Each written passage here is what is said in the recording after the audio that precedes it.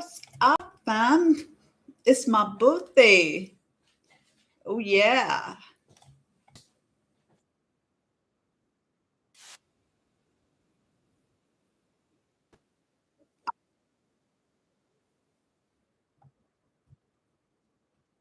Sounds good.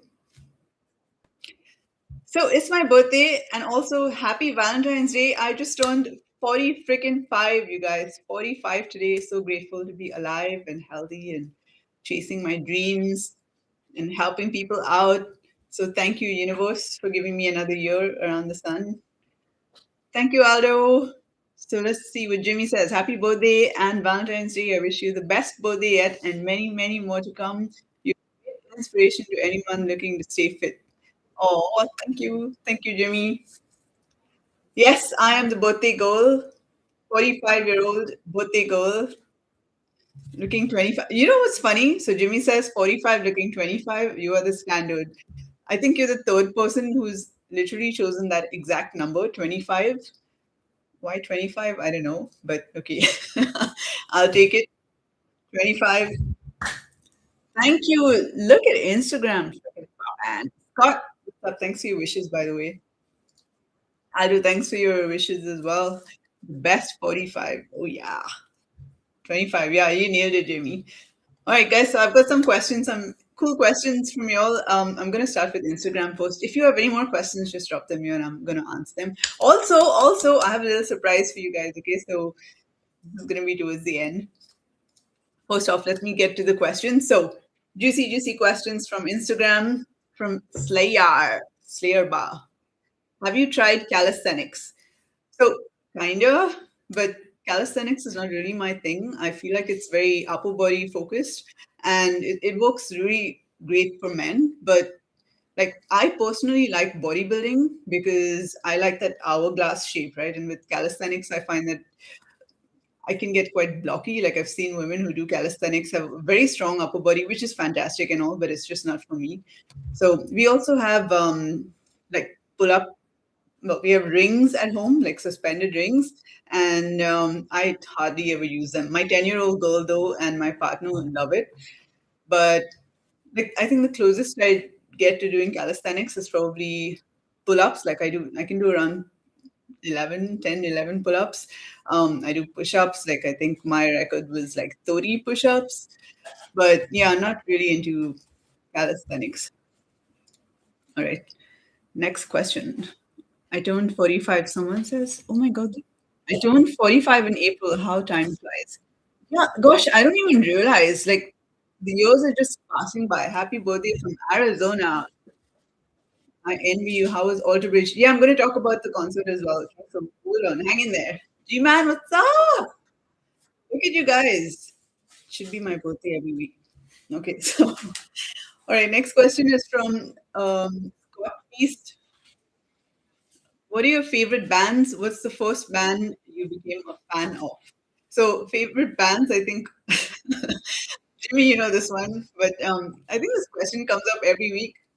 But now since it's bands, I'll give you a few more. So Steel Panther, that's a big one, and then Lamb of God, Started to Prevail, Black Label Society, Ramstein.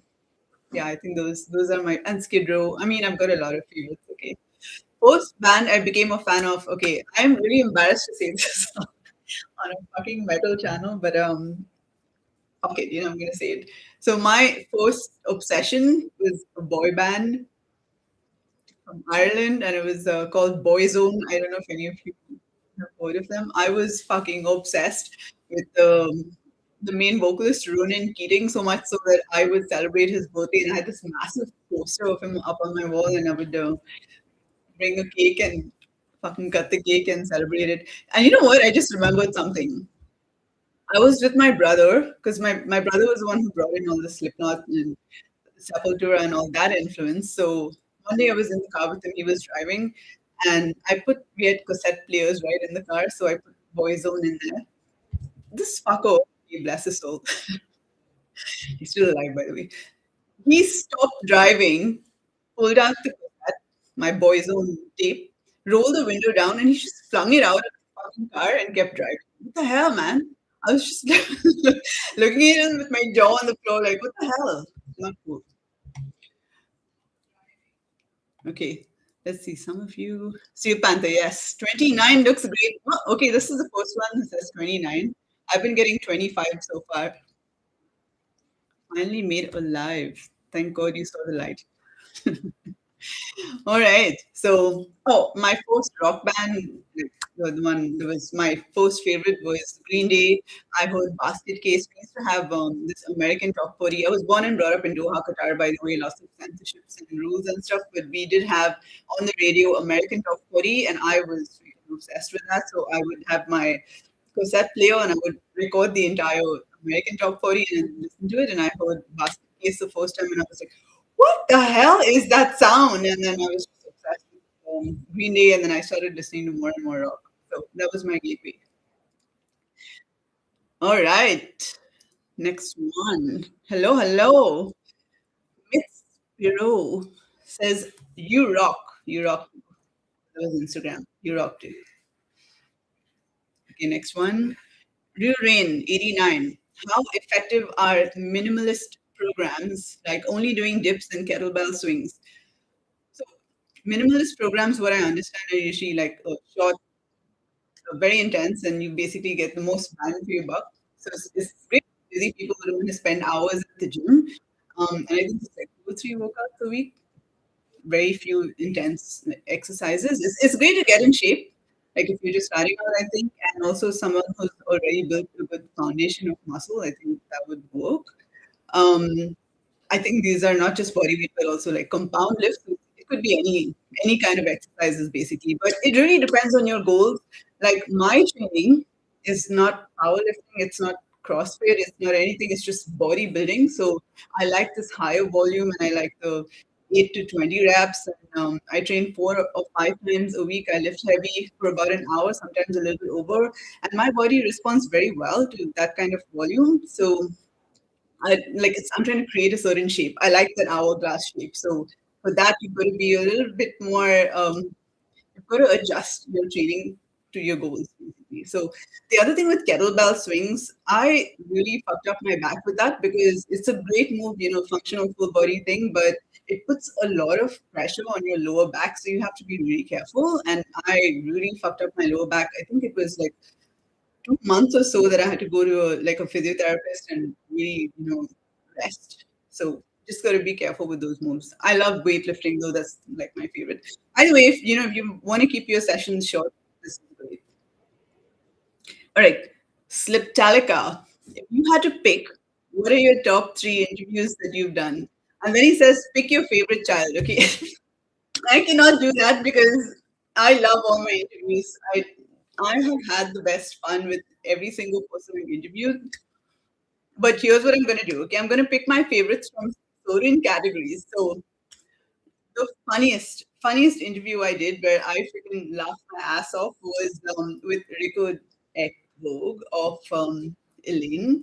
It was hilarious, and we connected on a lot of things like Mortal Kombat and something to do with Arnold as well. So it was very, very cool. He's freaking hilarious.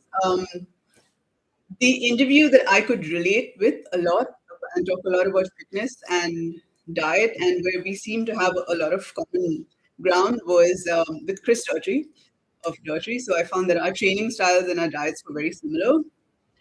And lastly, the interview that surprised me the most, that I was just like completely blown away. I did not expect that interview to go the way it did, was Satchel of Steel Panther, because honestly, like I do a lot of research before these interviews, and I couldn't find a single fucking interview where someone asked him a question and he actually gave a straight response. So I walked into that interview thinking, I don't know what to expect here, but he actually got very serious and he spoke a lot about fitness and mental health and all that. So it was like completely unexpected. So those are my top 3, and I have answered this question very diplomatically, as you noticed. Okay, some questions here. How do you eat when you travel?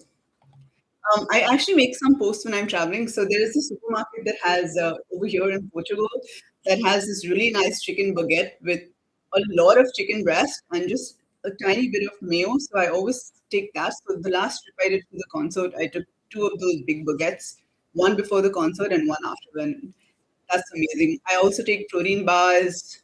Sometimes I'll take like apples, but yeah, and sometimes I take like ready protein drinks from the supermarket. So you just stop by quickly and just pick up that. What I don't recommend is like picking up chips and chocolate bars from the gas station. That's not cool. Just gonna feel like shit. Oh my god, hi, you got me into ginger. Yeah, ginger coffee. Oh, so good. I hope 2026 continues to be an amazing year for you. Thank you. And for you too. All right. One more question. Okay, this one's a deep one. With all Shannon, with all that's going on with your life, are you financially independent or are you close to being that way? I ask this because many years from now, surely you have aspirations for what you'd like to be doing, and of course, with being able to do it independently. If you're already this way, then great. And if you're not quite there, what improvements or changes do you need to adapt to in order to help yourself financially? I am financially independent because my profession is actually a fitness coach for over 10 years. So this is how I support Gym Rock Crew. What I would love is for Gym Rock Crew to support itself because it's just an expensive hobby right now. Okay. What I want to do is just get enough money so I can outsource things like editing and posting and scheduling because I'm creating articles for the website because then I can focus on the actual interviews and because the interviews are the things that create the impact, right? So yeah, that's the goal. I have reached out to a lot of media giants for sponsorships and collabs like Loudwire and like you name it. Metal Injection, Revolver, and Metal Hammer, and Kerrang, and Serious. Like, all of these, zero response, okay? Because I know the channel is still small and I need to get noticed. So I need to get bigger and hopefully then I'll get noticed and have some kind of collabs. But you know what's funny? Fucking swear, as soon as this channel explodes, okay, and I fucking get like a million subscribers or whatever, I'm gonna have all these people reaching out to me to fucking collab, and I'm not gonna need it. You know, it's just funny how life works. Will you see Bandmade? Are they coming to Portugal? Rock Sound. Carrying to yeah, I reached out to all of them and I packaged it really nicely saying you're gonna inspire a whole generation of musicians and you know this is a really good thing for rock and metal and stuff, but nothing yet, you know, the channel's too small. You guys need to talk about me everywhere, okay? Hype me up. All right. So now I want to talk about the concert since you asked. Are you seeing Infected Rain and Butcher Babies live? Yes. So this is in April. I think they're coming here to Europe. I'm so excited because I missed them last year. But I mean, both of them together. Oh my god, freaking awesome! I get to see the whole band and then Alice as well because I interviewed her and Lena also. And I'm hoping to get Heidi. I wanted Heidi and Carla, but I mean that split happened. So let's see. We might get Heidi on an interview then. All right. Um, I went for a concert last week to watch Water Bridge headlining and supported by Seven Dust and Daughtry. It was fucking crazy weather. Like we've had storms in Portugal. I don't know if you guys know, non-stop rain. So we had quite a few accidents on the way there. It's like a 4-hour drive there, and the traffic just in there, like just close to that place, was really insane because it's close to the airport. So it was just like a long line of cars and it was crazy. So we got a little bit late, but missed a little bit of Seven Dust at the start. Never watched them before. And I was like really impressed. So much energy. Like they just freaking killed it on stage. They're freaking awesome. So I'm a new fan of Seven Dust. I think we got like three songs maybe. I think the drummer, I think his name is Morgan. He looked crazy. He was just like freaking fucking smashing the drums. It was very cool, really cool. Then watch Daughtry. So I used to listen to Daughtry back in the 2000s when I started like at that time, I think I wasn't in Doha. I was in Abu Dhabi, and I used to be a flight attendant before I got on ground in human resources and stuff. But I used to listen to my rock music on my iPod on the way to my flights. I used to listen to Daughtry as well, and it was really cool because he kind of mixed the old stuff and the new stuff. He's got a lot of heavier stuff now. What I was so impressed with was his screams. Like I didn't even want to record; I just wanted to watch him. He was very, very cool. Very cool, you guys. If you get to watch Daughtry live, freaking go. He's awesome. And then I was lucky enough to meet him and after he finished his part and give him like a Jim Rock crew tank. I do that to all the artists I have interviewed. And he actually wore it and we got a really cool picture with him flexing his biceps. Guy's freaking jacked. He's so huge. And his biceps are like much bigger in person, okay? So that was so cool. It was so cool. And you know what's funny is after after we finished, we kind of let ourselves out, and they've got really tight security, okay, for Autobridge and everyone there. And this security saw us, and he was like, "What are you doing? What are you doing? Why are you here?" And we just freaked out. I was like, Chris Daughtry, we here because we didn't wait for Chris Daughtry's assistant to lead us out. We just kind of left. And he was like, "Stand on the corner over there, and just stand there and chill." And I was like, "Yes, we get to see Autobridge and go out on the stage." But then he was like, "Actually, you know what? Fuck it." Just he didn't say fuck it, but he was like, "Leave, just go." And I was like, "Damn." So we didn't get to see Alter Bridge like leave. We would have They would have passed in front of us. And the funny part was, my partner is a huge fan of Alter Bridge, like massive fan, and of Miles Kennedy as well. And I was like putting my head down and just walking through, like I was like here in my head, like what am I doing here? I was like, I just was trying to get out as soon as possible, and he's like, Miles Kennedy, and I turned around, and Miles Kennedy was there in his dressing room, and he just went like a little fangirl, hi. It was hilarious. So I'm still making fun of him. I'm seeing them in March. By the way, greetings from Glasgow. What's up, Kamakuri? That's so cool. Nice, nice. You're gonna have the time of your life. They're so infected brain, bunch of babies, freaking kill it live. 10 to 11 pull-ups for a woman is great. I know men who struggle to do it. Yeah, yeah. It's a tough move. So I learned pull-ups. Like I was adamant to learn pull-ups and push-ups, and I was freaking I had a pull-up bar in my house, and this was years ago. And every time I would pass by, I would just try to do one. So that's how I got to 10 or 11. Constant practice. There will be good exposure, start crashing concerts, so everyone will know. It's actually a really good tip. All right. Okay. So then we had Older Bridge on stage, and so good. Like this is the second time I'm watching Alter Bridge. Very cool. I think they also played some old stuff and new stuff, and sound was freaking incredible. And my partner was like the sound was like freaking awesome, especially from Miles Kennedy. Tremonti, I don't know how he's 51. He looks 30. I swear, I was like, there's no way this guy is 51. He is in incredible shape. He looks amazing, and even Miles Kennedy, like his voice, I was so impressed, so impressed because there are so many vocalists at that age. She's over 50, I think, that don't sing as well as they used to, and his voice and the way he was playing on the guitar, freaking flawless. Very, very cool. Miles Kennedy just freaking killed it. Very cool. All right. Now I have. Hold on. Also, I named myself after Lacuna Coil album on here. Lol. They're one of my favorites. Lacuna Coil is awesome. I haven't seen them live. Should go watch them. Okay, so you guys, since it is my birthday, I have guys. I,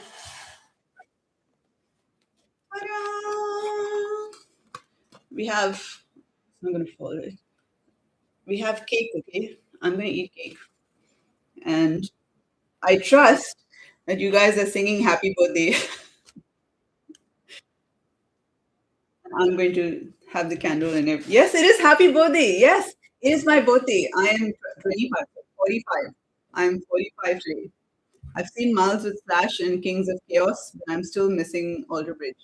Hope they come to Mexico City soon. I hope so. I'll put in a good word if I ever, talk to them. Okay, so we need a lighter here. Let's not have a fail. Okay? Oh, you got music also. Can you guys hear this?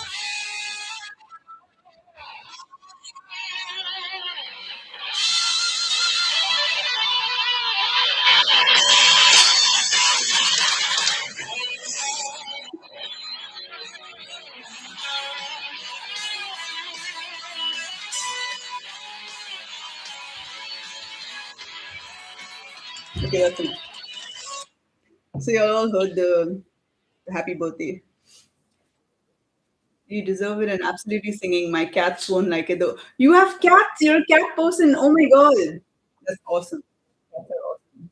All right, ready? I'm gonna make a wish. Okay, you guys. I need you to do me a favor. You're gonna send me all your vibes from wherever you are. That whatever I wish for is gonna come true. Okay, you ready? You ready? Yeah, ragdoll too. Okay,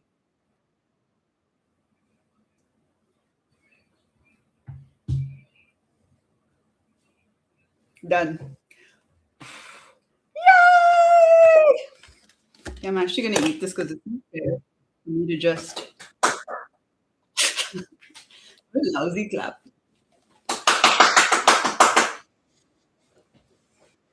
Let's try it. Hmm, it's actually like a donut. Why isn't there fucking chocolate inside? This is a lie. It's like a donut. It's like a donut cake.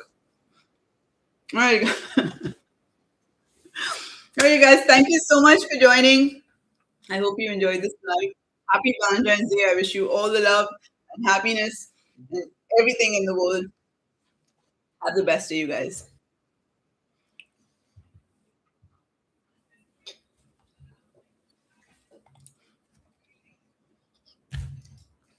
Sure thing. I'm going for dinner now. So, bye, you guys.